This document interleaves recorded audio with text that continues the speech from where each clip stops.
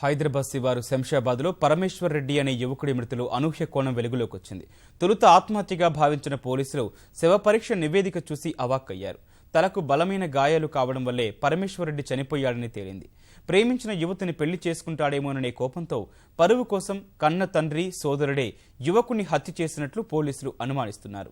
పూర్తిస్థాయి విచారణ అనంతరం వారిని అరెస్టు చేసేందుకు సిద్ధమయ్యారు.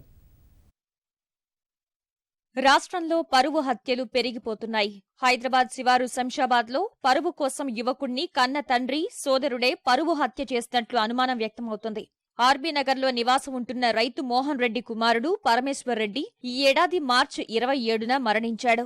ఈ కేసును తొలుత ఆత్మహత్యగా భావించిన పోలీసులు శవ పరీక్ష నివేదిక వచ్చిన తర్వాత హత్యగా నమోదు చేశారు. పరమేశ్వర్ రెడ్డి ఓ యువతిని ప్రేమించాడని, ఆమెనే పెళ్లి చేసుకుంటానంటూ తండ్రికి చెప్పగా తండ్రితో పాటు సోదరులు కూడా వ్యతిరేకించినట్టు తెలిసింది.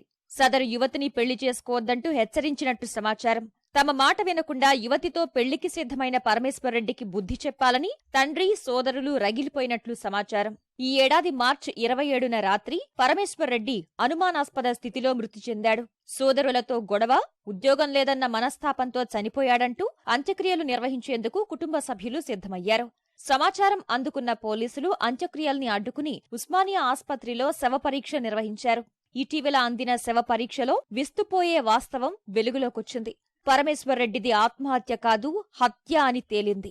తలకు బలమైన గాయాలు కావడం వల్లే పరమేశ్వర్ రెడ్డి మరణించినట్లు శవ పరీక్ష నివేదికలో తేలింది. దర్యాప్తు ప్రారంభించిన పోలీసులు హతుడి తండ్రి, సోదరుల్ని ప్రశ్నించగా ప్రాథమికంగా వారే నిందితులని గుర్తించారు. ప్రేమ వ్యవహారానికి సంబంధించిన సాక్ష్యాధారాలను సేకరిస్తున్న పోలీసులు పూర్తిస్థాయి విచారణ అనంతరం పరమేశ్వర్ రెడ్డి హత్యకు కారణమైన వాళ్లని అరెస్ట్ చేస్తామని తెలిపారు.